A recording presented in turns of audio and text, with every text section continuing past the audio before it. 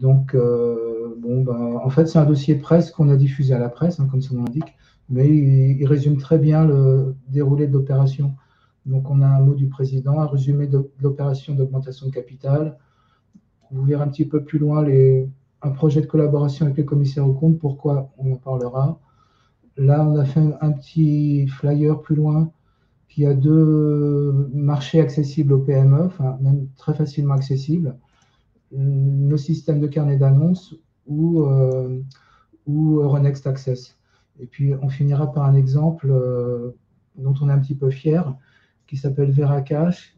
Fier dans le sens où environ 1000 actionnaires sont un petit peu satisfaits puisqu'ils ont payé des actions 1,60. Et avec ce carnet d'annonces ou mini-bourse digitale, appelons ça comme on veut, le nom n'est pas très marketé encore.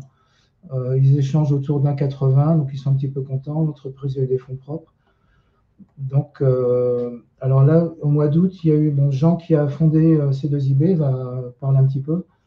Et donc, il a 87 ans. Il fallait qu'à 87 ans, on ne peut plus être trop président. Hein. Enfin, pour une question de durée de vie, tout simplement. Donc, c'est moi qui ai pris la fonction de président et qui était déjà directeur général. Je ne sais pas, tu veux intervenir à ce niveau-là ou un petit peu plus loin ou... Non, Didier est en mode. C2IB est en bonne mode de Didier. Il a 30 ans d'expérience et donc il en sait maintenant même plus que moi, beaucoup plus. Et il a des idées nouvelles. Donc C2IB est entre bonnes mains maintenant pour pouvoir se développer et même, je pense, avec le projet exploser.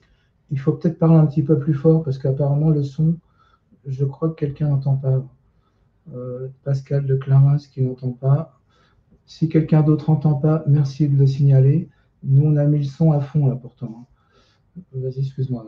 On reprend. On reprend, on essaye de parler peut-être un tout petit peu plus fort. Oui, d'accord, je m'en rapproche. Non, j'ai terminé. Alors donc, il s'est passé 40 ans qu'on évoque. On ne va pas rentrer dans tout ce qui s'est passé en 40 ans, mais quoi que ce qui se passe aujourd'hui, c'est un petit peu, on reproduit un petit peu l'initiative de Jean en 1982, tout début de la création de C2IB, qui a un petit peu poussé à la création du second marché. Je ne rentre pas dans tout l'historique, comment ça s'est passé, c'est peut-être pas forcément intéressant, mais aujourd'hui, avec le digital, 40 ans plus tard, on pense qu'il y a quelque chose à faire d'intéressant pour l'économie française, pour les PME, pour les épargnants. Si quelqu'un, tout à l'heure on reviendra hein, s'il y a des questions. Bon, là on a fait un petit tableau d'historique. Là le sujet c'est comme un petit peu l'augmentation de capital C2IB. Donc, alors on a élaboré ce qu'on appelle un document d'information. Ça c'est un extrait du document d'information. On n'a pas voulu trop vous faire souffrir parce que ce sera intéressant d'en prendre connaissance quand même. Je vais quand même juste aller vers la fin. Pour information, les personnes qui veulent rentrer dans les détails, en fait, on s'applique à nous-mêmes ce qu'on applique aux entreprises depuis un certain nombre d'années. Donc, c'est-à-dire qu'il y a un endroit, je pense que c'est en cliquant là, ouais, ça a dû changer. Donc, ça, c'est comment on ouvre un compte. J'ai peut-être pas dû toucher à ça. Alors, bon, c'est vers un cœur, je ne sais pas ce qui nous intéresse. Enfin, donc là, on a pris un extrait sur le document qu'on est en train de projeter. C'est un extrait du document d'information que vous pouvez trouver. Donc, un carnet d'annonces, ça se présente comme ça, mais on va en parler en détail. Et à chaque carnet d'annonces, donc ça ressemble à un carnet d'ordre, acheteur, vendeur, historique. Là, actuellement, on voit qu'il y a des actions à vendre C2IB. Et donc, il y a également un document d'information qui a été réalisé, que je suis en train d'ouvrir, qui fait une 50aine de pages. En fait, c'est ce qu'impose l'AMF pour les sociétés qui rentrent en bourse et Euronext, ou les entreprises qui feraient appel public à l'épargne. Nous, avec le carnet d'annonces, on pense que c'est le minimum d'informations contrôlées à destination des investisseurs. Donc, là, la page que je vous projetais, c'est l'historique du capital. Donc, c'est un extrait de la page, je crois que c'est là, ouais. Donc de la page 16 du document d'information. Je reviens à la page. On en était donc à l'historique. Qu'est-ce qui s'est passé? Il y a eu des choses. Tout récemment, ce qui s'est passé, c'est qu'il y a eu une division du nominal à la dernière ligne. Donc aujourd'hui, C2IB est constitué de 2 676 000 actions de 10 centimes de valeur nominale. Là, il se trouve que tout le monde se préoccupe un petit peu des fonds propres pour les PME. Et là, le gouverneur de la Banque de France, on a pris un extrait d'une de ses interventions et ça reflète un petit peu ce qu'on fait. La priorité, imaginer de nouveaux produits d'épargne plus productifs pour notre économie. On pense que notre système de carnet d'annonces répond à son désirata. Pareil, au niveau européen, on cherche des solutions depuis toujours sur le financement en fonds propres. L'Europe, vous pouvez voir les détails. Alors là, on va peut-être arriver tout doucement dans le vif du sujet en présentant les différents pôles d'activité de C2IB qui sont restés, on peut dire, intacts depuis 40 ans. Après, il y a eu une période, peut-être je vais revenir tout de suite, je reviens un petit peu quand même sur un creux d'activité commerciale C2IB pendant une quinzaine d'années, en fait, dans les années 2000, entre 1997, je grossis un peu l'écran, là, un petit peu, on s'est consacré à la même démarche, sous forme associative pour des PME, leur enseigner les mécanismes d'appel public à l'épargne, d'ouverture du capital à l'épargne locale, avec un réseau associatif qu'on a un petit peu développé pendant 15 ans, qui s'appelle Love Money. Donc pendant cette période, C2IB, commercialement, est un petit peu au statu quo. Donc les activités de C2IB sont, comme je vous l'évoquais, en fait, on peut répartir en différents pôles. La partie ingénierie financière, services aux émetteurs, communication financière, autres services. Aujourd'hui, on verra juste après qu'il y a une petite équipe de 2 salariés. En fait, on est 5 personnes au quotidien, on peut dire. 4-5 personnes. Pour les pôles d'activité, tout à l'heure, Fabien nous évoquera un de ces points bien précis qui est quand même important pour nous, pour notre développement et techniquement et même stratégiquement, on peut dire, c'est la tenue de registre des mouvements de titres. C'est quand même un point important juridique d'avoir une fiabilité des registres d'actionnaires, bien évidemment. Et à tel point qu'on tient des registres.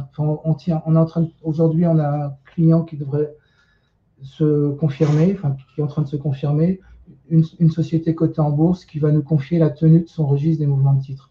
Fabien va nous en parler. Alors, C2IB détient une activité, une filiale de communication financière, on va en parler juste là. Les chiffres, alors ils ne sont pas mirobolants. Je reviens sur notre activité, les pôles d'activité de C2IB. Eh bien, on peut constater dans l'énumération des secteurs d'activité, eh bien, on a en fait toute la chaîne de A jusqu'à Z d'une introduction d'une société en bourse. Pourquoi? Parce que moi, j'étais commis d'agent de change et j'ai tout fait pendant des années chez les agents de change pour les introductions en bourse. Et j'ai fait également, avant les agents de change, chez les courtiers en valeurs mobilières, toute la chaîne de services pour l'introduction des petites sociétés sur le hors-cote des courtiers en valeurs. Donc, on a un savoir-faire unique de A jusqu'à Z qui évite les frais, de multiplier les frais pour les entreprises, puisque une seule entreprise gère l'ensemble des services. Et donc, le coût est moindre et c'est plus sécurisant. Effectivement, on peut évoquer, pour prolonger, que l'activité introduction en bourse sur Euronext Access, c'est le cœur de métier de C2IB depuis 40 ans. Il y a eu un creux pendant 15 ans qu'on a évoqué avec Love Money. Et donc, il y a différents corps de métier, on peut dire. L'introduction en bourse, la tenue de registre, l'animation du titre, on appelle ça plus communément contrat de liquidité, le conseil, bien sûr, en fonds propres, l'ingénierie financière, la communication, tous ces différents corps de métier s'appliquent, que ce soit pour la mini-bourse digitale, comme on a pu faire récemment pour Veracash, ou pour une introduction sur Access, c'est les mêmes métiers, disons. Si on n'avait pas ce savoir-faire, le carnet d'annonces n'existerait pas. parce que c'était vraiment trop compliqué de tout faire sur un carnet d'annonces de petites sociétés non cotées et qui ont doublement besoin de conseils. Alors, comme on évoquait, donc on repart d'une période où on était même tombé à zéro dans les années 2000. On a commencé à refaire quelques efforts il y a 1 an ou 2. Donc le chiffre est passé à... Là, c'est la ligne bleue. Je dois dire un mot sur le chiffre d'affaires qui est tombé pratiquement à zéro. Et elle est tombée à zéro parce qu'avec la fermeture des bourses régionales, il y a eu 4 cotations assistées en continu. Toutes les sociétés, toutes les bourses ont fermé et les systèmes de cotation ont été réunis en un seul système, le CAC cotation assistée en continu. Et finalement, le hors-cote a totalement disparu. Sachant que les propriétaires des bourses régionales, finalement, les propriétaires, ça n'intéressait pas le hors-cote, c'était trop petit et pas rentable. Le hors-cote, c'est l'ancien. Donc, notre activité, pendant des mois et des mois, a été tombée à zéro parce qu'il n'y avait plus de négociations sur le hors-cote nulle part en France. Le hors-cote, pour information, a été rebaptisé Marché Libre en 96 à peu près, et puis rebaptisé Euronext Access il y a 4-5 ans.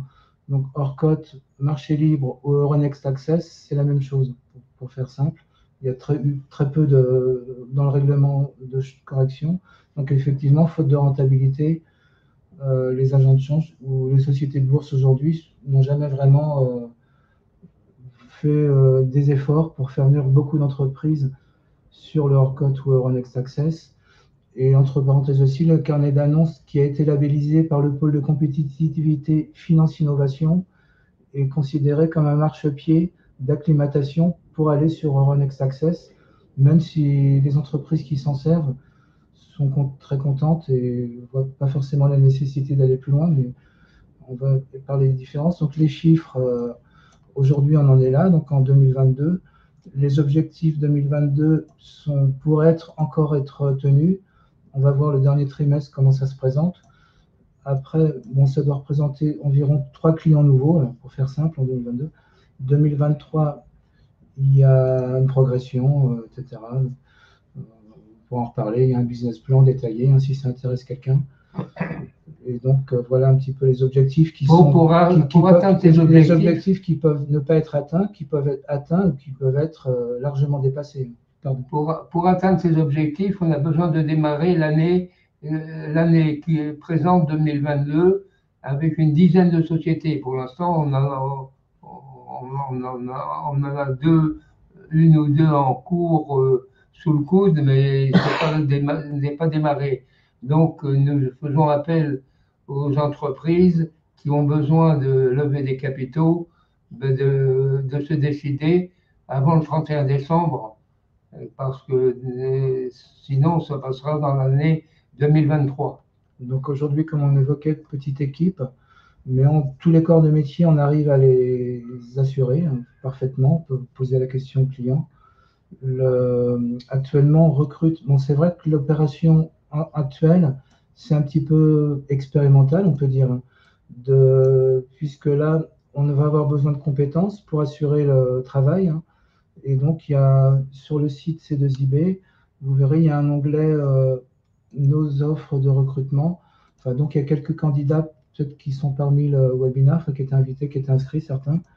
Et donc, les profils, c'est un petit peu lié, étroitement lié. Il y a 3 choses qui sont liées, les fonds propres de C2IB, les compétences et les clients, bien sûr. Et donc, le fait je crois que c'est même déjà, on peut dire que c'est presque gagné. J'exagère, il y a encore du chemin à parcourir, puisque l'opération qui devrait clôturer au 30 septembre, pour l'instant, il y a eu vraiment un effort de communication la semaine dernière suite à une conférence de presse. Il y a eu un article dans la GFI, un dans le Nouvel Écho, peut-être d'autres articles. Et du coup, les retombées où je veux en venir, c'est qu'il y a un impact commercial, quoi qu'il arrive, d'ores et déjà positif, et qui peut intéresser d'autres entreprises que C2IB, bien sûr. Donc, compétences, elles sont là. Annick, qui s'occupe du back-office titre, Olga, qui est développeuse, bon, avant Olga, on a un petit peu recruté l'année dernière. Enfin, on a refait complètement à neuf le logiciel, carnet d'annonces, qui permet d'aller un petit peu plus vite, plus sécurisé, etc. Et là, et Fabien qui va intervenir, Eric et Annie, tous les trois sont peut-être là, disons, en moyenne un jour par semaine, pour faire simple, qui sont pas rémunérés pour l'instant, ces trois-là. Les deux qui sont rémunérés, c'est les salariés là-haut. Alors, les besoins de fonds propres, à quoi ça va servir? Quoi qu'il arrive, on avancera dans les objectifs, peut-être plus lentement que s'il y a moins de fonds propres, moins de communication, moins de compétences, bien sûr, mais on avancera quand même. Et là, donc, première étape, c'est donc de terminer ce qui est en cours, d'accélérer un petit peu. Alors, on vient d'obtenir hier, d'ailleurs, l'agrément, la certification Calliope.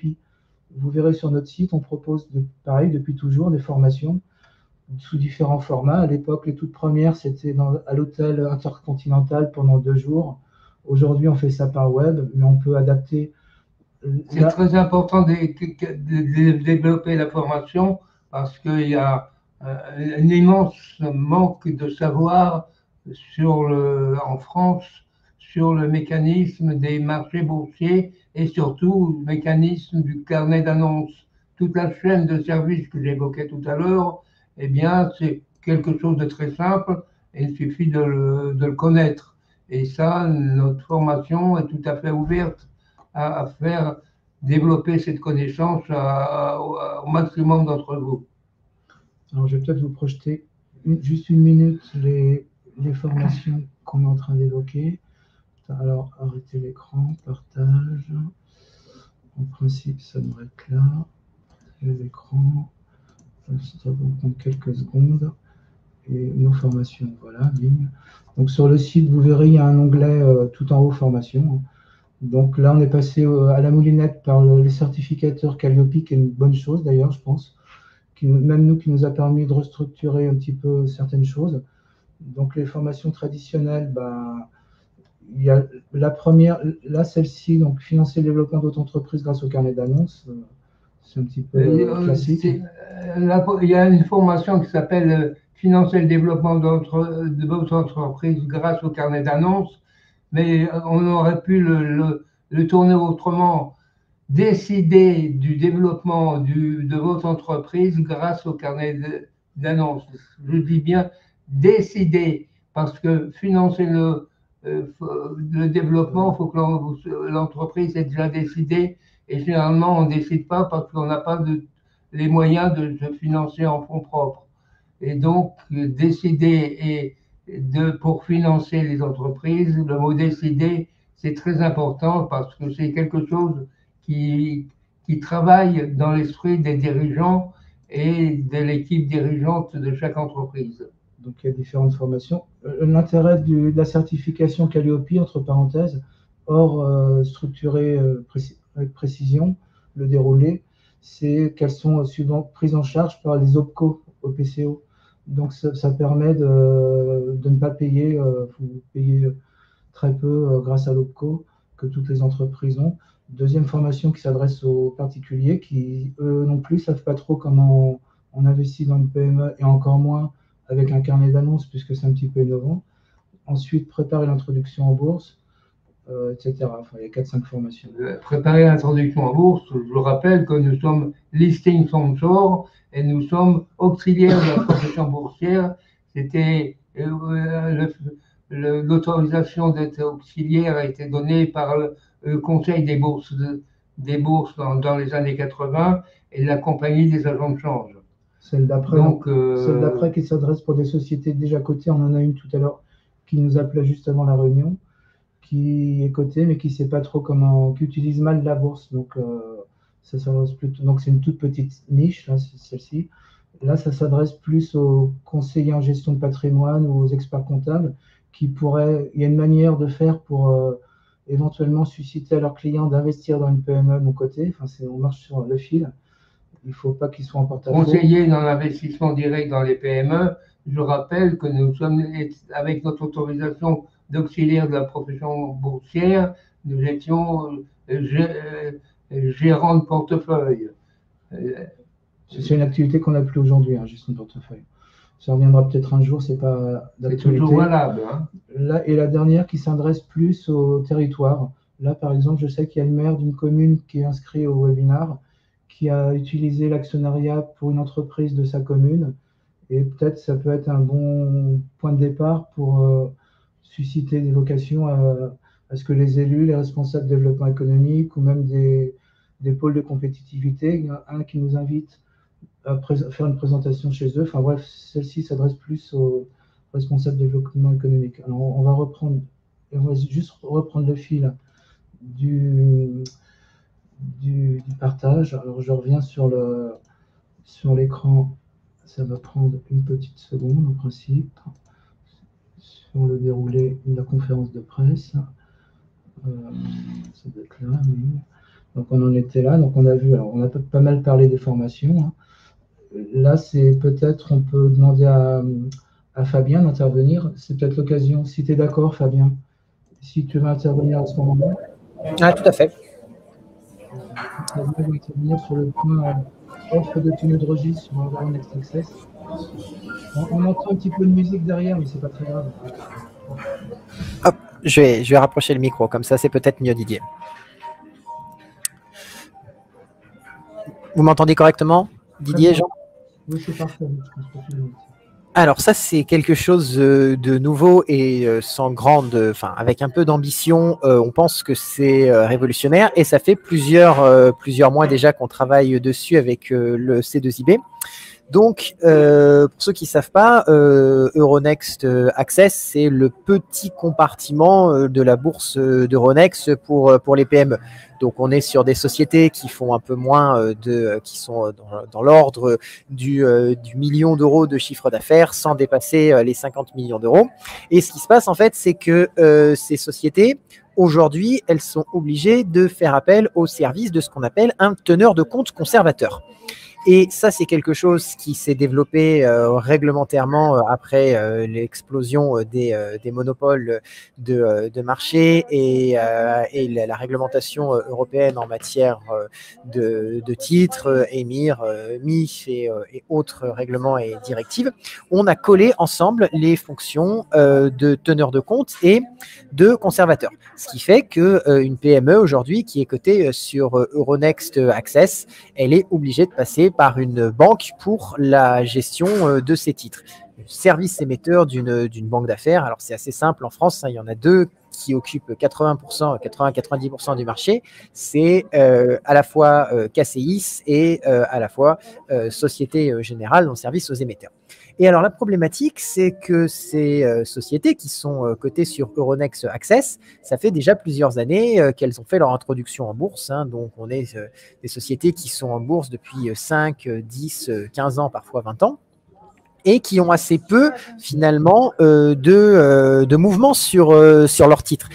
C'est la particularité de Euronext Access, c'est que la cotation, elle ne se fait pas en continu avec, comme sur Euronext pour les sociétés du CAC, le cours qui change toutes les 3 secondes. Sur Euronext Access, la cotation se fait 2 à 3 fois par jour et il y a assez peu d'échanges sur ces sociétés.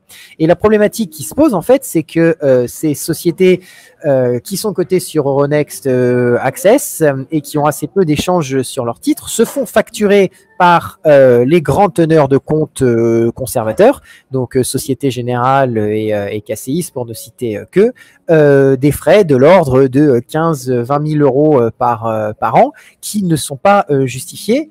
Mais ces conservateurs-là, en fait, appliquent les mêmes frais pour les petits émetteurs que les gros émetteurs. Et alors, en fait, nous, la solution qu'on propose clé en main pour les PME qui sont cotées sur Euronext Access, c'est de détacher la fonction de conservation des titres de la fonction tenue de registre.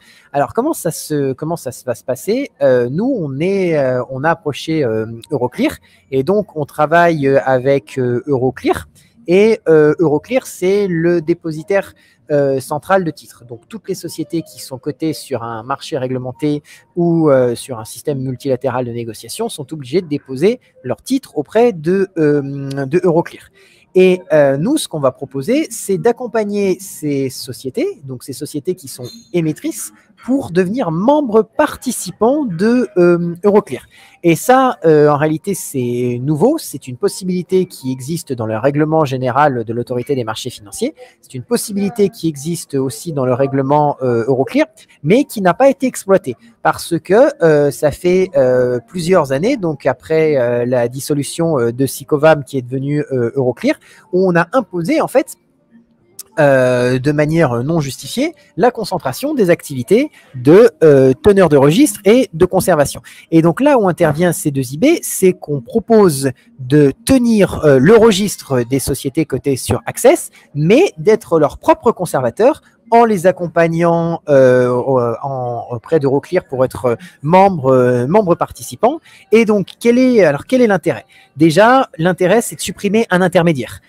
Clairement, la société, la PME sur Access, elle aura plus un service émetteur d'une banque en face d'elle, elle aura Euroclear et elle aura nous, donc ça permet d'économiser un intermédiaire et de reconcentrer le service titre sur la société, donc de concentrer son action. Et le second intérêt, c'est qu'en tant que teneur de registre spécialisé pour les PME, on est plus à même de proposer à ces PME différents services de tenue, par exemple, d'opérations sur titre, d'émissions de bons de souscription. Alors, comment ça va marcher en fait? De quelle infrastructure on s'est doté nous? On s'est doté d'un accès au système Swift, à l'infrastructure Swift, parce que le système Swift, pour faire simple, c'est un système de messagerie bancaire qui permet aux entreprises de communiquer entre elles. Donc, les banques sont connectées à Swift et les teneurs de registre sont aussi connectés à Swift. Donc, nous, on a un accès à Swift qui va nous permettre de communiquer avec Euroclear pour être teneur de registre de ces sociétés. Mais ce qu'il faut comprendre, c'est qu'on est limité à la fonction de tenue de registre. Et donc, la société va conserver elle-même ses titres. Donc, en matière de coûts financiers, on peut proposer des tarifs beaucoup plus compétents que les teneurs de compte conservateurs. Et alors, il faut savoir, c'est le comble, c'est qu'en réalité, on est en contact avec les teneurs de compte conservateurs, donc avec la Générale, avec KCIS, puisque elles, en fait, elles cherchent, entre guillemets, à se débarrasser des petits émetteurs qui leur coûtent trop cher et leur rapportent pas assez, et se concentrer sur les grands comptes. Alors, l'idée qui est sous-jacente aussi derrière, c'est qu'à terme, on veut relancer la cotation directe. Aujourd'hui, une PME qui voudrait entrer en bourse, elle est obligée de passer par la conservation et l'intermédiation de ses titres auprès du teneur conservateur. Nous, l'idée, c'est d'avoir un nouveau mode de cotation directe en disant, voilà, on va accompagner la société en Euroclear pour qu'elle soit membre participante d'Euroclear et nous, on sera le teneur de registre. Et ça, c'est nouveau puisque on est à même de proposer des introductions en bourse sur Euronext Access, clé en main pour 50 000 des forfaits aux alentours de 50 000 euros sur le modèle de l'introduction directe avec la société qui sera son propre conservateur pour ses titres. Et ça, c'est vraiment intéressant puisqu'on parle à l'heure actuelle de tout ce qui est la technologie blockchain, de la désintermédiation, Eh bien, en fait, nous, ce qu'on propose, c'est un changement dans la nature juridique des activités de tenue de registre et de conservation. Là où on est sur un modèle juridique de contrat pour le compte d'autrui où c'est uniquement le service émetteur qui représente la société à la fois vis-à-vis de Euroclear, vis-à-vis des investisseurs, eh bien, nous, on passe dans la catégorie finalement d'action pour le compte d'autrui à prestataire de services et on fournit un nouveau type de service financier. Donc, je dis service financier et pas service d'investissement. C'est la différence, c'est qu'un le service d'investissement, vous passez par un PSI, le PSI est réglementé. Pour les activités de tenue de registre, il s'agit d'une activité de service financier qui n'est pas réglementée par l'autorité des marchés financiers, dans le sens où n'importe qui peut tenir un registre. Donc, on est en contact avec l'autorité des marchés financiers qui, bien évidemment, a compris et valide notre solution. On est aussi en contact avec Euronext Access, avec les commerciaux de Euronext Access qui vont proposer C2IB comme société à même de tenir les registres pour les sociétés nouvellement entrantes. Et alors, pour vous donner une idée, le compartiment de Euronext Access, il y a, Didier, je crois que tu confirmeras, plus ou moins aujourd'hui 200 sociétés qui sont cotées sur Euronext Access. Mais à terme, il n'y a pas que Euronext Access. On peut très bien imaginer tenir les registres de sociétés luxembourgeoises, de sociétés allemandes, de sociétés espagnoles, pourquoi pas, sachant que notre activité de tenue de registre ne se limitera pas à Euroclear. Il faut savoir que Euroclear n'est pas le seul dépositaire de titres centraux. Il y a aussi LCH Clearnet, qui est la luxembourgeoise, et à terme, on pourrait travailler avec plusieurs dépositaires centraux européens pour décliner ça sur les autres marchés.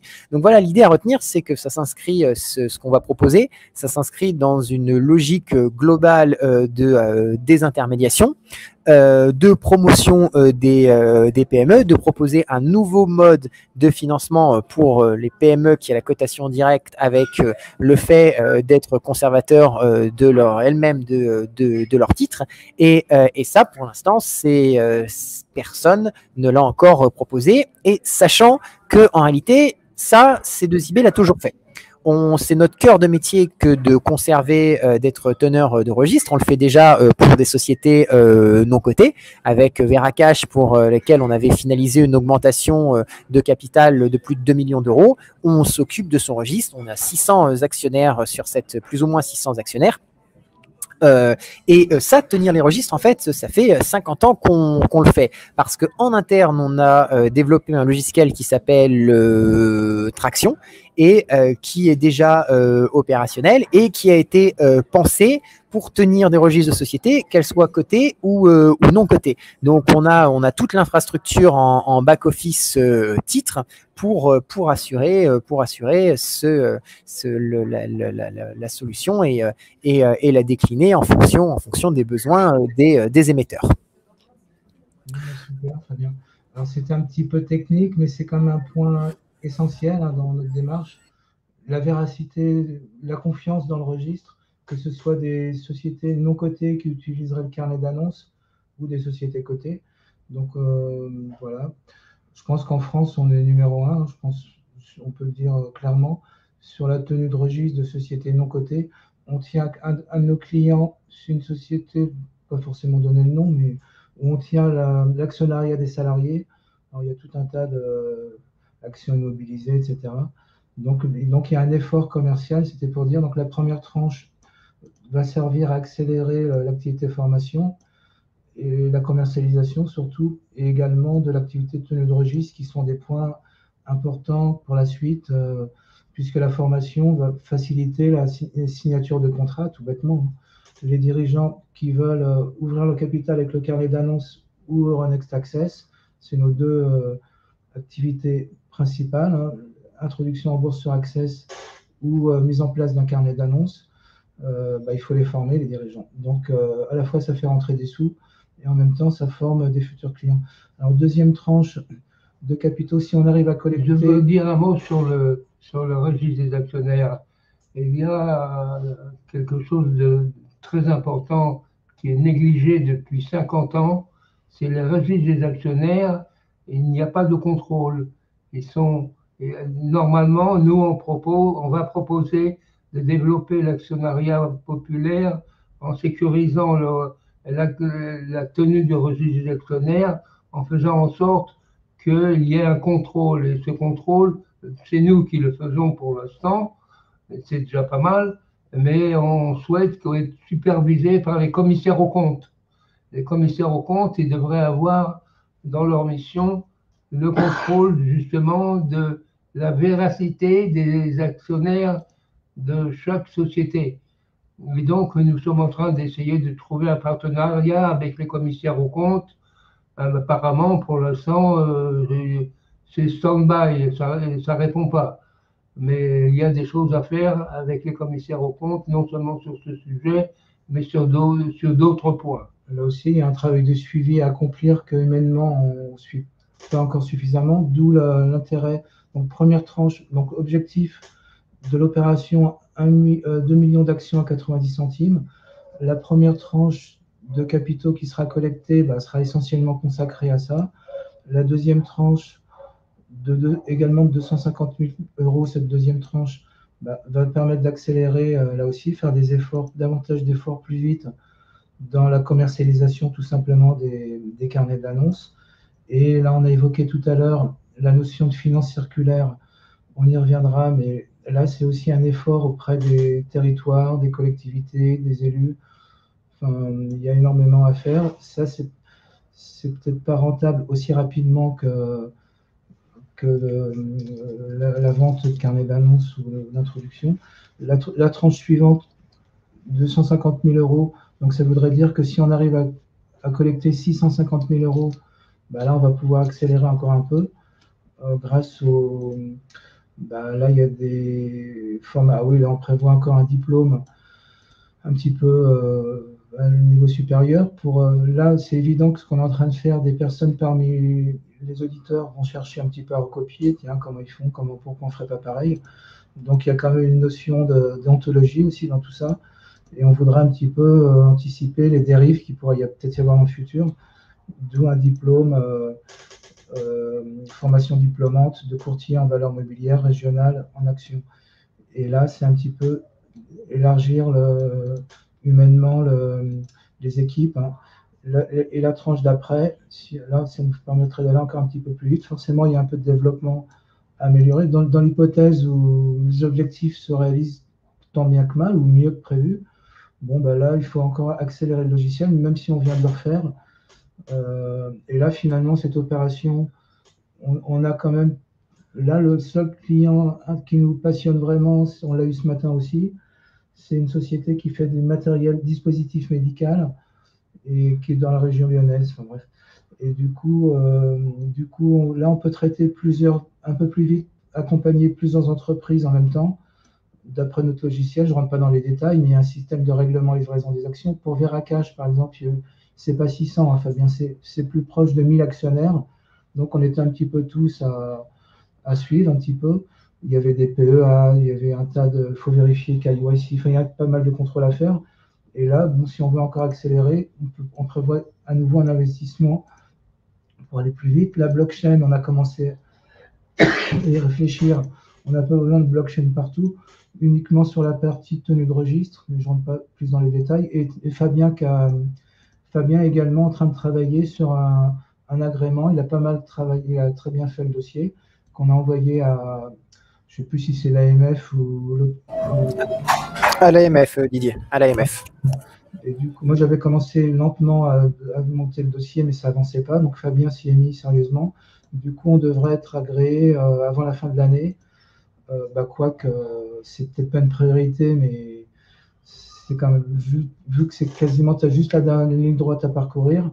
Et la plateforme, on l'a quand même un peu développée. Si vous tapez lovepme.fr, vous verrez un début de plateforme. Enfin bref, voilà un petit peu le détail de l'utilisation des capitaux collectés. Je veux revenir sur ça. On voit que le total des capitaux levés, c'est 900 000 euros, alors que l'augmentation de capital est 1,8 million. Donc l'objectif entre 9 millions et 1,8 million, eh bien, cette différence va servir à améliorer chaque niveau de 250 000, de chaque niveau d'investissement sera arrosé à nouveau supplémentaire. Et cet argent, donc pour accélérer le développement de l'entreprise et la valorisation de ces deux idées. Alors, par rapport à la valorisation, justement, ça c'est de la théorie, hein, c'est par rapport à des objectifs. Donc on a vu que les objectifs de chiffre d'affaires, ils sont là, on a vu la page précédente. 2022, 2023, 1,4 million, etc. Et en dessous, il y a également des objectifs de résultat. Donc là, voilà, résultat net, on regarde. Et ça donne un résultat net par action. Par exemple, si en 2023, le chiffre et le résultat se réalisent, 130 000 de résultats, bah, ça fait 130 000 divisé par, à ce moment-là, le nombre d'actions devrait être, c'est de la théorie encore, hein, c'est pas Madame Soleil, hein, qu'on est en train de dire, mais c'est quand même vers ça qu'on s'oriente. Ça voudrait dire 130 000 euros divisé par le nombre d'actions, 4 600 000. Donc aujourd'hui, il y en a 2,6 millions plus 2 millions, donc ça ferait 4,6 millions. Et ça donne 2 centimes par action. Et pareil pour les années suivantes. Pour les personnes qui ne savent pas trop comment on calcule la valeur d'une entreprise à partir du PER, là j'en ai dit la moitié. Et l'autre moitié, c'est la page suivante. La notion de PER, bon, tout le monde ne sait pas ce que c'est un coefficient multiplicateur, Price Earning Ratio. C'est le standard d'une société cotée. Le PER moyen de la bourse en ce moment des sociétés cotées, c'est peut-être 15 aux alentours. Enfin, je ne suis pas ça tous les jours, hein. Nous, ce qui nous passionne, c'est la mécanique de la bourse pour les petites entreprises. Donc, ce qui se passe sur le CAC 40, je ne suis pas ça tous les jours. De grandeur, les PER, alors plus l'entreprise a un potentiel important, plus chacun se donne son appréciation, en fait. Donc, on a donné quelques fourchettes, en fait. Qu'est-ce que ça donne avec un PER de 15? Donc, un PER de 15, donc on multiplie le résultat net par 15, tout bêtement. Donc en 2023, on parlait de 2 centimes par action. Avec un PER de 15, ça voudrait dire que l'action vaudrait 30 centimes. Aujourd'hui, si on la paye 90 centimes, bah, ce n'est pas satisfaisant. Si on regarde l'année d'après, même principe. Hein, l'année d'après, donc il y avait, je ne sais plus combien, 400 000 de prévisions d'objectifs. Moi, je préfère appeler ça des objectifs que des prévisions. Et c'est un peu Jean-François Faure qui m'a donné cette idée. C'est vrai que ça peut paraître élevé comme objectif, mais si on ne se donne pas des objectifs élevés, on ne fera rien d'élevé. Et comme on a quelque chose d'un petit peu ambitieux, plusieurs milliers d'entreprises, normalement, enfin, il pourrait s'avérer qu'on est largement en dessous de la réalité ou au-dessus. Enfin, bref, donc l'hypothèse 2024, avec 400 000 euros de résultat, ça fait 8 centimes par action. Avec un PER de 15, ça fait 1,20 €. Et en 2025, la même chose. Ce qui voudrait dire que si ça se réalise, bah, 90 centimes d'aujourd'hui, ça pourrait devenir 3,60 € dans 3 ans. Ça, c'est l'objectif. L'évolution du PER, c'est fonction des perspectives de développement. Plus elles sont importantes, c'est-à-dire plus le secteur d'activité de l'entreprise est quasiment unique et qui a des perspectives de se développer très fort, bien le PER monte en fonction de ces fortes perspectives de développement. Et donc, ça donne une valeur de projection dans le temps qui varie bien sûr en fonction de cette capacité. Là encore un extrait du document d'information qu'on a vu tout à l'heure, qui est téléchargeable sur le site, à la rubrique carnet d'annonces, dans la banque d'infos, rubrique document d'information. Donc là, pour info, c'est la moindre des choses, hein, de donner cette information. L'actionnariat aujourd'hui, qu'est-ce que ça serait demain? Salva est là. Encore Salva, c'est ma sœur, Jean Salva. Donc on voit que les Salva détiennent l'essentiel. On voit qu'on appelle ça vont être dilués. Donc leur pourcentage va descendre grandement. Moi, ça sera avec plaisir d'être dilué si ça permet d'atteindre les objectifs. Très probablement, l'évolution du capital, l'augmentation du capital, et si les résultats suivent nos projections, il faudra faire d'autres augmentations de capital parce que le marché il est énorme. C'est pas avec ces petites 1,9 million qu'on va collecter qu'on va inonder toute la France et voir l'Europe. Donc, il va falloir faire d'autres augmentations de capital et là, ce sera en fonction de la rentabilité et on fera appel aux actionnaires qui sont déjà actionnaires. C'est vrai qu'on s'adresse, il y avait une question tout à l'heure, on y reviendra peut-être aux questions, à qui on s'adresse? Bah, à tout le monde. Hein. Nous, il n'y a pas de discrimination. Ça peut être des personnes qui souscrivent très peu d'actions ou une grosse quantité. Pour l'instant, on n'a pas eu de gros investisseurs qui se sont manifestés. Peut-être ça viendra. Si ça vient pas, si ça venait, ça voudrait dire qu'ils amènent des relations, un carnet de commandes facilité. Donc, on est ouvert à tout. Il n'y a pas de complexe. L'intérêt de notre démarche, c'est qu'on fait exactement ce qui passe en bourse, c'est-à-dire on suit l'esprit des règles de la bourse, respectant l'AMF et les techniques de cotation d'Euronext, mais sans la bourse, avec en protection des actionnaires. On respecte l'idée de l'AMF, mais on a supervisé par l'association Love Money, qui pour l'instant est très modeste. Et là, elle a besoin de développer également cette protection des actionnaires. On va y venir, la protection des actionnaires. On finit de balayer juste ça. Donc pareil, un extrait, on voit que C2IB détient quasiment, je ne vois plus les pourcentages, 51% de Solipar. Solipar, c'est quoi? C'est une société un petit peu en sommeil depuis quelques années. Donc il peut y avoir que des bonnes surprises. Il faut également redévelopper Solipar. C'est une société de participation et d'investissement. En gros, ça a été créé à l'origine. Les actionnaires de départ de Solipar, c'était des clients de C2IB qui ont créé, on a constitué une espèce de fonds commun. Il y avait 15 ou 20 actionnaires. Ils ont chacun mis, je ne sais plus combien, à l'époque, c'était des francs encore. Je crois que c'était 10 000 francs qu'ils avaient mis, enfin très peu. Et l'idée, c'était un petit peu d'utiliser cette petite caisse commune pour aider à la liquidité. On viendra plus tard voir ce que c'est. Essayer de décréter les hausses, freiner les baisses, d'intervenir sur les marchés, que ce soit un marché coté en bourse sur Euronext Access ou pourquoi pas sur le carnet d'annonces aujourd'hui. Et C3P, c'est une filiale pure et dure de communication financière, pareil, qui est un petit peu en sommeil. Solipar a quand même fait 50 000 € de chiffre d'affaires l'année dernière, un petit peu avec le client Veracash qu'on a évoqué. Donc C3P peut redécoller. Enfin, là, pareil, il faut de l'énergie. Dans les personnes qu'on recrute en ce moment, on souhaiterait trouver un candidat qui serait partie prenante dans C3P, salarié, mais pourquoi pas, en fonction de son efficacité, remonter en pourcentage dans C3P ou dans C2IB, enfin tout est possible.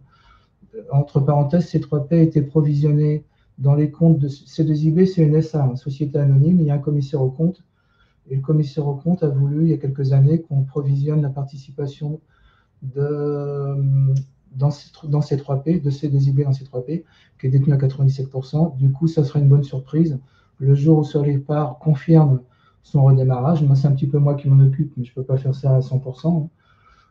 Mais quelqu'un qui s'en occupera à fond, je pense que C3P, ça peut décoller fort aussi.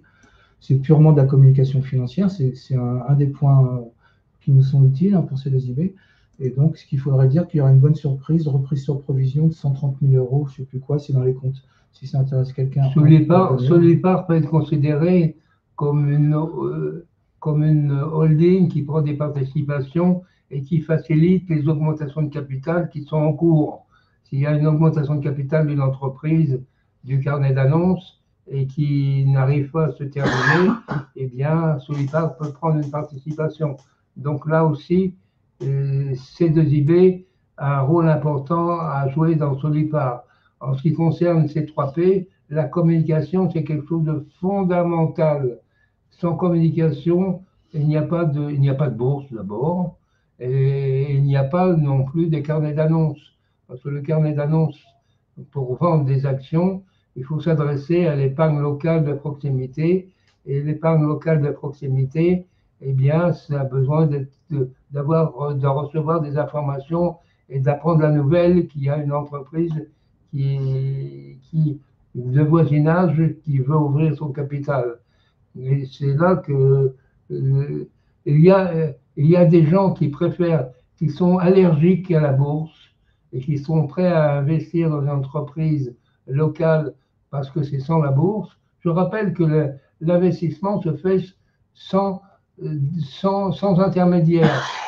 On ouvre un compte, on expliquera ça dans quelques instants, on ouvre un compte dans l'entreprise et une fois que ce compte est ouvert, c'est un compte titre. On n'a pas besoin de passer par une banque, on peut de gré à gré et avec ce qu'on appelle le marché OTC à l'échelle mondiale, les techniques du gré à gré. Donc il y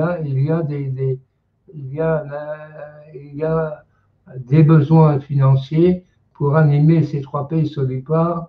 Et ces besoins financiers sont dans justement le montant de l'augmentation de capital qui va se réussir, on espère, et qui va même parfois être en deuxième étape. Alors, finance circulaire, c'est une notion, même si Jean n'est plus président de C2IB, il est quand même toujours plein d'organisations. Et cette notion de finance circulaire, on s'inspire un petit peu de la notion d'économie circulaire. Après, je pense que Fabien est en train de mettre ça sur Wikipédia, peut-être, bientôt. Là, c'est vrai qu'on a une ou deux références à ajouter. Bon, bah, c'est pas la peine de finance circulaire, il y a un organigramme. Finance circulaire, je vais dire un petit mot quand même. Ça vient de la famille d'économie circulaire.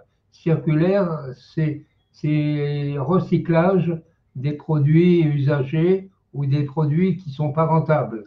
Et on le recycle dans l'économie circulaire. Et la finance circulaire, c'est également le recyclage. Recyclage de l'argent local des entreprises de la région vont pouvoir bénéficier de ce recyclage de cet argent. Parce que les particuliers économisent et mettent de l'argent dans des fonds ou de livrets, divers livrets qui ne sont pas rentables. Je vous rappelle que un livret A, par exemple, rapporte 2% et l'inflation va être entre 6 et 8%, d'où une perte de 4 à 6%. C'est pour ça que investir dans une entreprise locale, ça va permettre, si l'entreprise continue son bout de chemin et réussit à ne pas perdre d'argent, à se développer. Et donc, c'est un investissement dans les entreprises locales qui peuvent se faire grâce au carnet d'annonces. S'il n'y a pas de carnet d'annonces, il n'y a pas de finance circulaire. Ça ne peut pas exister. Parce que pour investir dans une entreprise locale, il faut savoir par où passer. Et sans carnet d'annonces, ben, les gens ne savent pas où passer. Chacun reste sur son coin. L'épargne locale a son argent dans les livrets et les entreprises ne savent pas comment lever les sous, les fonds. Donc, voilà, la finance circulaire, c'est quelque chose qui est propre à C2IB. Finance circulaire, vous pouvez chercher le nom dans Google ou dans un dictionnaire quelconque, vous ne le trouverez pas. Finance circulaire, c'est uniquement grâce au carnet d'annonces et grâce au carnet d'annonces, on évite aux gens de mettre de l'argent dans des investissements qui ne rapportent pas. Et donc, à partir de ce moment-là, la finance circulaire, c'est uniquement un nom qu'on pourrait le déposer par C2IB, parce que vous pouvez chercher dans l'instant qui suit dans Google, vous ne trouverez pas finance circulaire, sauf qu'un petit article de C2IB. Bon, là, on va rentrer un petit peu dans comment fonctionne, donc c'est quoi, en quelques phrases, le carnet d'annonces. Donc, mini-bourse interne aux entreprises, logiciel propriétaire. On évoquait accompagne la communication financière d'entreprise tout au long de son activité, permet d'acheter et vendre des actions et de souscrire des augmentations de capital, en une phrase. On évoquait un petit peu la différence entre les marchés organisés, donc c'est la partie droite, oh là, c'est pas très lisible. Et la partie gauche, en fait, on supprime ce qui est au milieu. Fabien en parlait, tout ce qui est dépositaire central et autres. Et donc, on se retrouve en direct. Et les marchés de gré à gré, finalement, nous, c'est vrai qu'on est à la pointe on est à la frontière des marchés organisés avec notre carnet d'annonces. On peut dire qu'on est presque équivalent de Euronext, techniquement, je pense. Et simplement, la différence avec Euronext Access, c'est qu'il y a une caisse de résonance plus grande, mondiale, une société cotée sur Euronext Access ou qui utilise le carnet d'annonces. La grosse différence, c'est que celle qui a le carnet d'annonces, c'est un peu confidentiel, la connaissance de l'existence de son marché d'actions. Après, il peut, donc, à l'autre extrême, la simplicité extrême de la notion d'OTC, donc non coté, bah, c'est tout simplement toutes les entreprises de France et de Navarre qui ont des actionnaires et qui ne savent pas quoi en faire de leurs actions. Ces actionnaires, le jour où il y a une succession ou quelqu'un qui veut les revendre, il n'y a rien d'organisé du tout. Donc, bah, il téléphone à l'entreprise, la secrétaire note ça sur un papier. Tiens, monsieur Dupont, il m'a appelé tel jour, il voudrait vendre ses actions. Et puis 6 mois plus tard, il y a monsieur Martin qui dit, tiens, moi j'achèterais bien. Donc elle fait se rencontrer, mais c'est vraiment préhistorique, il n'y a aucune information. Donc c'est vraiment à l'extrême. Nous, on est très proche des marchés organisés avec notre carnet d'annonces. Comment on fait le marché de gré à gré, on l'appelle aussi à l'échelle mondiale OTC, Over the Counter.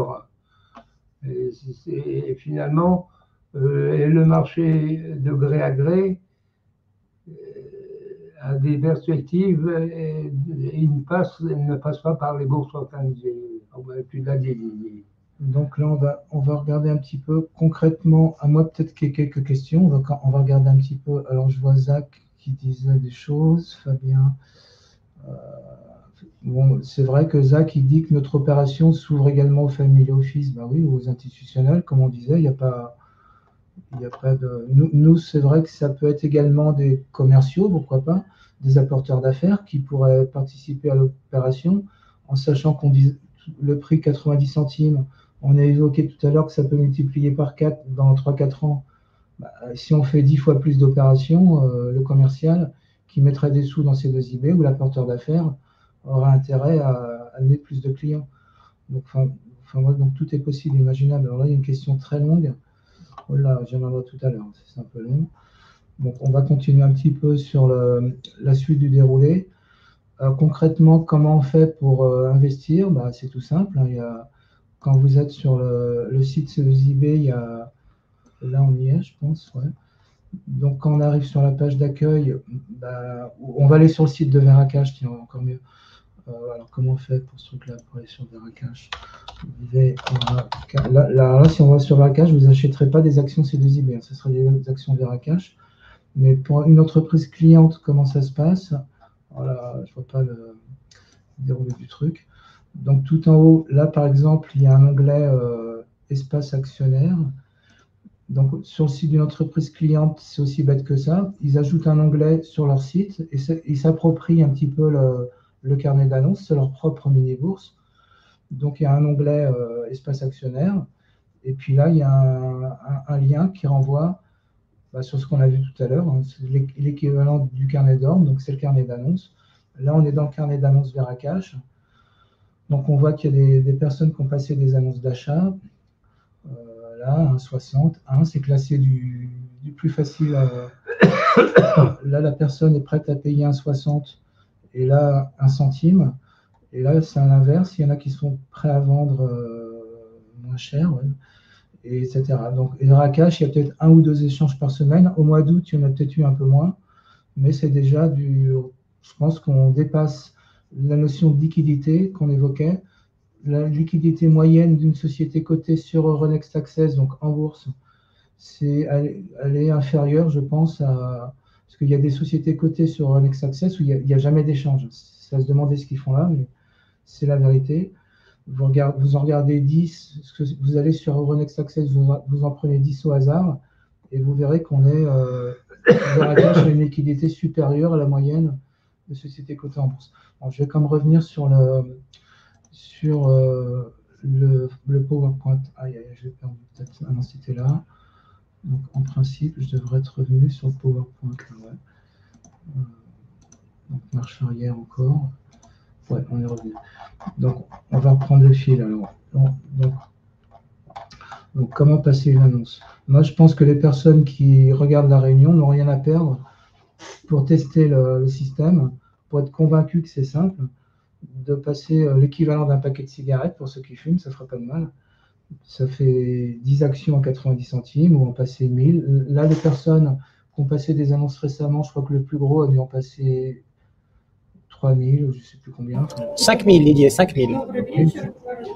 Du coup, quelle que soit la quantité. Je veux remarquer quelque chose quand même. Ouais. Le carnet d'annonces, c'est quelque chose d'extraordinaire et je pourrais dire incontournable. Pourquoi? Regardez sur ce qui est en noir, ce qui est en foncé. Il va y avoir relis les trucs. Alors attends, je vais y aller. Puisqu'on est sur le PowerPoint. Là. Ok, alors là, je vais aller sur le système réel. Alors. Donc là, on était sur PowerPoint. On passe sur le truc. Voilà, mot du président. Eh ben, c'est formidable parce que ça donne des informations de la dernière minute. Le communiqué, eh ben, c'est également les informations sur la société. C'est une banque de données formidable, le carnet d'annonces. En fait, Ce n'est pas uniquement l'achat et la vente d'actions. Document d'information, ben, quand on clique dessus, sur le document d'information, vous allez sortir 50 pages. Ça dépend lesquels. Les rapports de commissaire aux comptes, données financières, vous allez voir les bilans des dernières années même. L'Assemblée générale, les comptes rendus d'Assemblée. C'est assez extraordinaire, cette banque de données. S'il n'y a pas ça, il ne peut pas y avoir du carnet d'annonces. On n'en parle pas assez, j'estime. Hein. Les prêts et relevés de presse. Alors là, les coupures de presse, c'est formidable. Les archives. Et vous avez toute l'information résumée et simplifiée sur le carnet d'annonces. Le carnet d'annonces, ce n'est pas uniquement l'achat et la vente d'actions, mais on peut s'inspirer et regarder ce qui se passe ailleurs. Donc pratiquement, bah, c'est tout bête. Hein. On ouvre un compte. Pour les personnes qui n'ont pas de compte carnet d'annonces, je pense que tout le monde on peut passer une minute pour. Vous pourriez même vous-même vous connecter tout de suite pour ouvrir un compte. Donc quand vous allez sur là, si vous voulez passer une annonce, admettons, donc là il y a des ventes à 90 centimes. Bon, la quantité, il faut qu'on l'augmente. Je pense que demain on va l'augmenter parce on voit qu'il y a seulement 4500 actions à vendre. C'est pas possible, puisqu'il y en a 2 millions. Non. Je pense qu'on a la quantité va augmenter, bien sûr, ce soir ou demain matin. Faut mettre à la limite, je peux peut-être même l'augmenter en direct. Mais bon, je préfère faire ça au calme. Faut mettre 2 millions. Hein. Ouais, je vais mettre ça au calme tout à l'heure. Donc quelqu'un qui n'a jamais passé d'annonce, bah, il va cliquer là, je vais acheter ou vendre. On arrive au même endroit. La personne qui vient pour la première fois va devoir ouvrir un compte, donc il va cliquer là. Ben, il va entrer son nom, son prénom, si c'est madame ou monsieur, etc. Ouais, parce que ça peut être madame et monsieur, ou madame ou monsieur, enfin bref. Et ensuite, on va vous demander, donc ça prend 30 secondes, peut-être une minute. On s'inscrit, et ensuite, il faut quand même joindre un justificatif d'identité de domicile. Ça, on en aura besoin avant de rentrer quand on passera à l'acte. Donc, quelqu'un ouvre un compte. Alors, moi, je vais me connecter avec un compte déjà ouvert. Supposons que vous ayez ouvert votre compte. Donc là, on arrive sur le carnet d'annonces. Donc là, il n'y en a que 3 pour l'instant sur le site C2IB.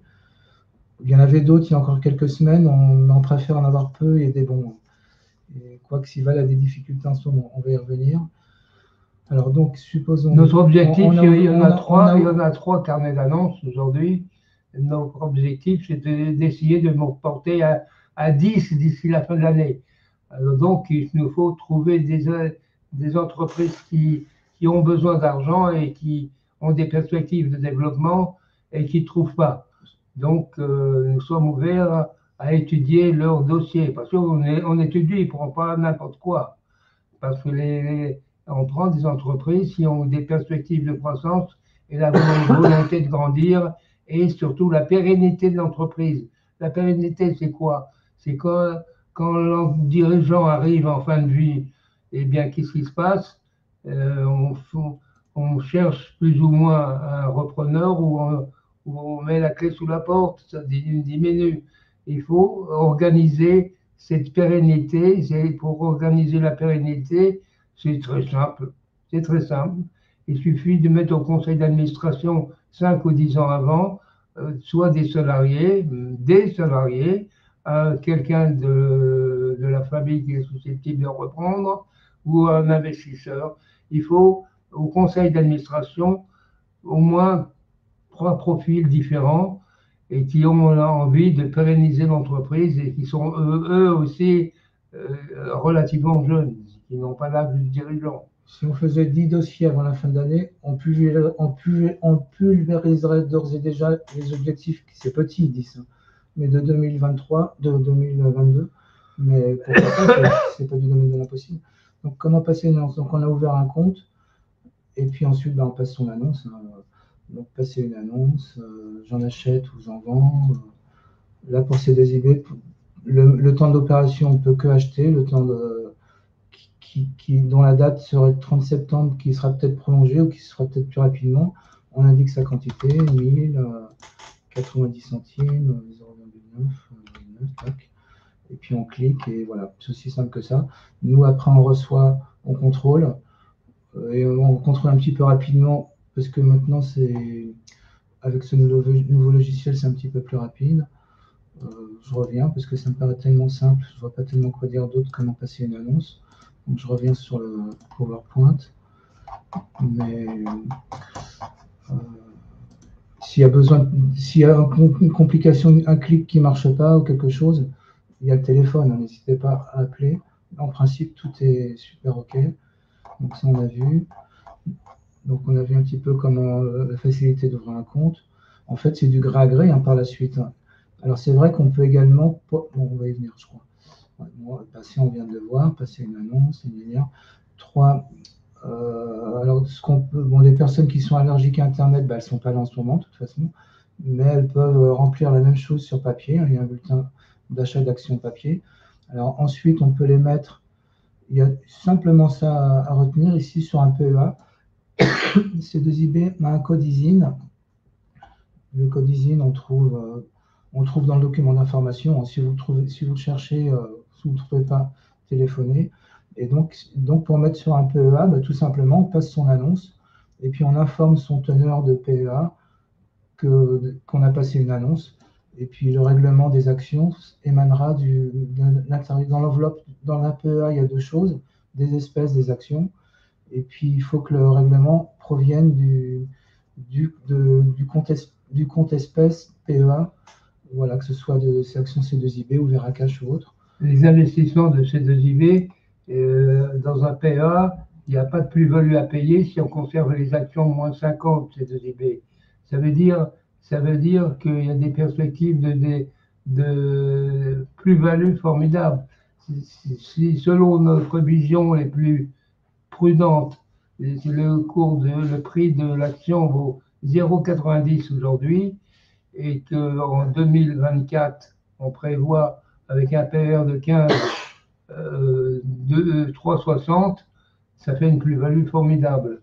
Et là, il n'y aura pas de plus-value si on conserve encore 1 ou 2 ans de plus. Il n'y a pas d'imposition, sauf une petite partie CSG. Enfin, je ne suis pas fiscaliste, mais il y a quand même une petite partie à payer, même si c'est dans le PEA, sur la plus-value, malgré tout. La partie oui. Alors, bon. Tout à fait. Après, là, on fait un petit résumé. Mais je parle de plus-value. Hein. Donc, là, on impose, c'est peut-être pas très drôle, mais c'est comme ça, on impose aux entreprises qu'on accompagne qu'il y a un commissaire aux comptes. Là, on va y venir après, par rapport au partenariat avec les commissaires aux comptes. Qu'elle communique. On apporte également, par exemple, pour Veracash, on a mis en place une convention. Au lieu d'appeler ça contrat de liquidité, l'appellation est quand même réservée pour des sociétés cotées en bourse. Carnet d'annonce, c'est non coté. Donc, on n'a pas voulu non plus. On a baptisé ça convention d'animation de fluidité. Pour Veracash, il y en a une qu'on n'utilise pas. En fait, l'idéal, c'est que l'équilibre ensuite, avec le marché secondaire, donc le carnet d'annonce, il y a l'offre et la demande qui s'équilibrent tout seul. Parfois, c'est vrai, comme c'est des petits marchés, hein, malgré tout, il peut y avoir quelqu'un qui voudrait vendre à toute vitesse, qui peut faire baisser rapidement. Donc, l'idéal, c'est que ce soit la communication, que ça s'équilibre naturellement, l'offre et la demande, grâce à l'information des actionnaires, qu'eux-mêmes fassent la liquidité, mais on supervise quand même pour éviter que si quelqu'un veut vendre à tout prix, il fait trop chuter. Donc pour écrêter les hausses, freiner les baisses, on met en place cette convention de liquidité qu'on n'a pas utilisée pour Veracash, d'ailleurs depuis le début.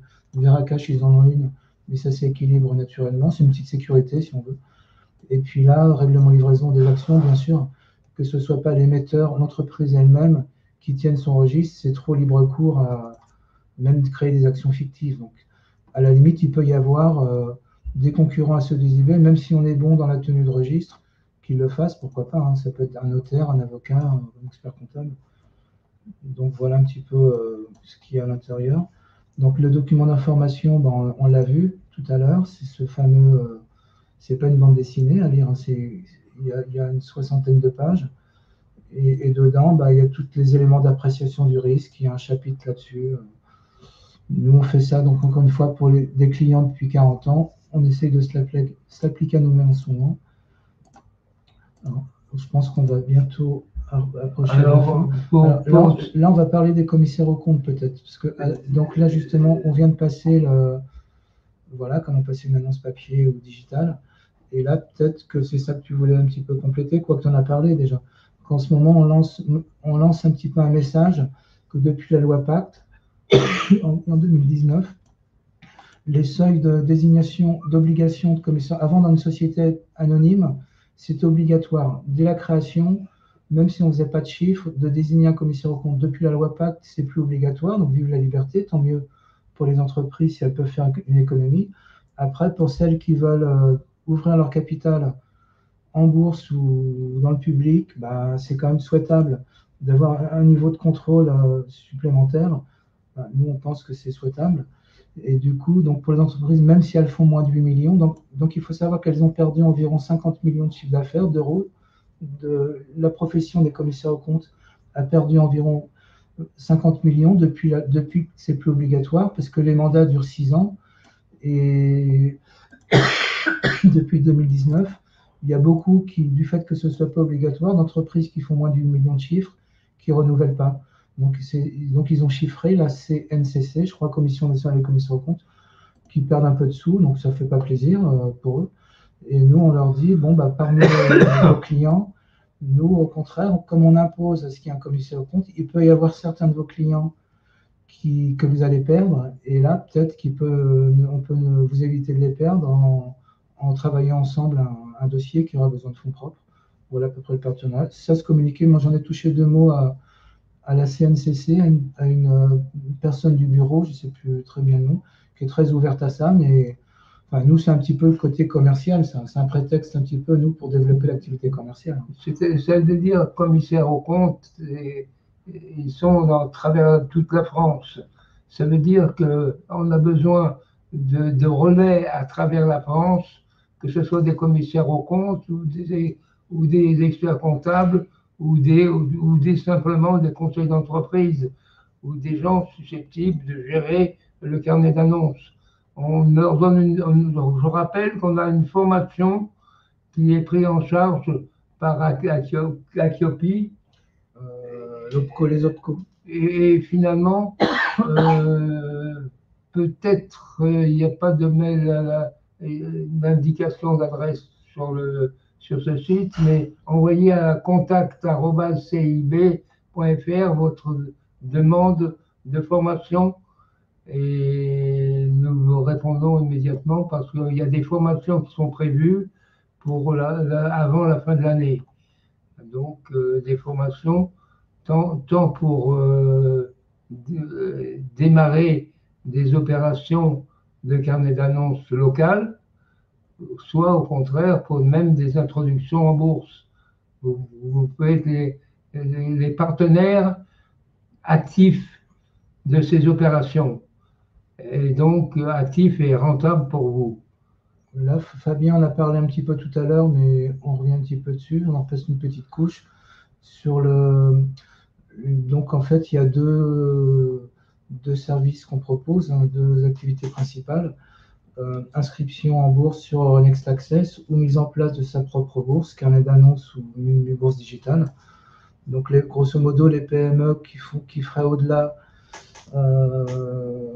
qui dépasseraient les 4 millions de chiffres, on peut regarder d'un petit peu plus près d'utiliser Euronext Access, mais je vois celle de ce matin, enfin Zach doit être au téléphone, c'est un partenaire, il doit être dans la web, il pousse un petit peu, enfin on est partagé, pour trancher, est-ce qu'il vaut mieux aller directement sur Euronext Access ou passer par le carnet d'annonces, c'est discutable, il faut voir au cas par cas, sur mesure, en fonction du profil d'actionnaire, de la psychologie du dirigeant. Là, je vois l'entreprise de ce matin, il cible du B2B, il vend ses appareils médicaux dans le médical, et finalement, il veut développer commercialement auprès de ses clients, et ça ne dérangerait pas de proposer aux clients de devenir actionnaire en même temps. Donc, il aura peut-être intérêt d'utiliser le carnet d'annonces. Enfin bref, là, simplement, sur cette page, on explique simplement que le coût d'une introduction clé en main peut être de 50 000 €. fait, c'est ça qu'il faut retenir, c'est qu'on se fait tout un mythe sur l'introduction, ça coûte des millions, ben, et c'est vrai que des concurrents à nous ne se gênent pas, d'ailleurs, enfin, des concurrents sur la partie introduction en bourse. Et donc, il faut savoir que client, et d'autant plus grâce à la prestation un petit peu pas qui nous manquait, parce que la tenue de registre sur Euronext Access, on l'a déjà fait dans les années 80-90. Là, on le refait cette activité, et c'est vrai que ça faisait un petit peu mal de faire, comme Fabien l'évoquait, facturer 10 ou 15 000 euros uniquement pour tenir le registre par KCI ou Société Générale qui ne s'intéressent pas de ces petites entreprises d'ailleurs. C'est un petit peu dommage. Du coup, ça nous permet vraiment d'affirmer réellement que 50 000 euros clé en main, on peut introduire une société. Après, il faut regarder d'un petit peu plus près la complexité des opérations. Et le carnet d'annonces, clé en main, c'est plutôt proche de 20 000 euros pour donner un ordre de grandeur sur ce que ça peut coûter. Voilà, bon là on en parle. Une dernière opération Veracash, on en a parlé. Je pense qu'on a fait un petit peu le tour de la présentation. Là, ce qui est dommage, c'est qu'on n'entend pas les personnes qui veulent intervenir. Donc, on voit quelques questions.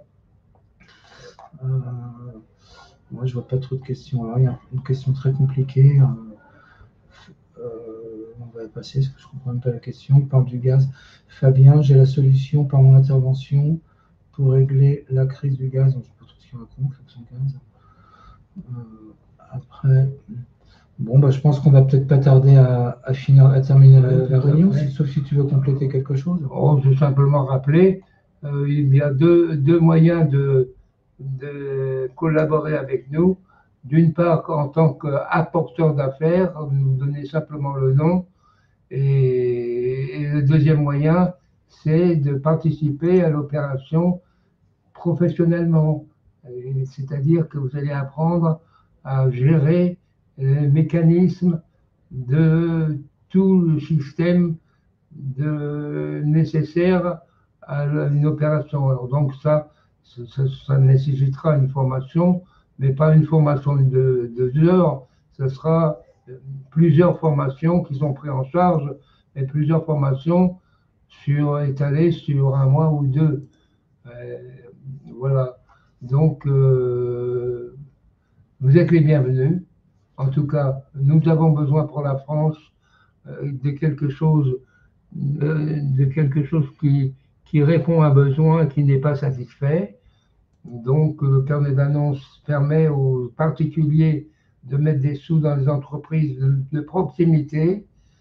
Et c'est également le moyen aux entreprises de proximité de lever des capitaux sans passer par les fonds d'investissement et sans endettement. Donc, éventuellement, on peut faire autre chose que des actions, on peut faire des obligations.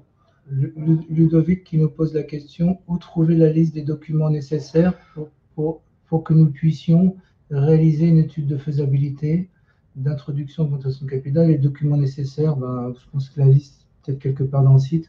Sinon, c'est au moins dernier bilan, un prévisionnel. Et à partir de là, on peut commencer à réfléchir. Après, on va avoir besoin d'études de marché, de la géographie du capital, des besoins de fonds propres, d'un tas de choses. Mais au moins, pour démarrer, le premier coup d'œil, dernier bilan, prévisionnel et échange avec le dirigeant. Et en 1/4 d'heure, on peut déjà savoir si vous avez par téléphone. Là, c'est pas ce que je suis en train de vous dire, c'est pas une étude de faisabilité, c'est un simple diagnostic très rapide. Et si on pense qu'à l'issue du diagnostic, on y croit, il y croit, le dirigeant à cette démarche, après on propose effectivement de réaliser une étude qui prend quelques semaines, une étude dans laquelle on va un petit peu déterminer le dimensionnement d'opération, on appelle ça, ou un plan pluriannuel d'augmentation de capital. Enfin, on va rentrer un petit peu dans les détails sur la cible d'actionnaire, la manière de communiquer et la liste des documents. Donc, premier document, dernier bilan prévisionnel, 1/4 d'heure avec le dirigeant, et on voit si on va au-delà ou pas, je pense, pour un premier diagnostic. Bon, merci tout le monde d'être resté si tard, bientôt 19h30, et je pense à bientôt. On arrête là la réunion. Oui. Access, c'est pas marché de gré à gré, hein, une erreur. Access, il faut passer par les sociétés de bourse. Ouais, il y a quelqu'un qui dit Access reste un marché de gré à gré, mais non, ça passe par ce que nous évoquions tout à l'heure, teneur de compte conservateur. Quand on passe un ordre de bourse, bah, il est pris en charge par il y a la notion de réception, transmission d'ordre, donc c'est pas du gré à gré, quoi. C'est pas très grave. Merci, à bientôt. Au revoir.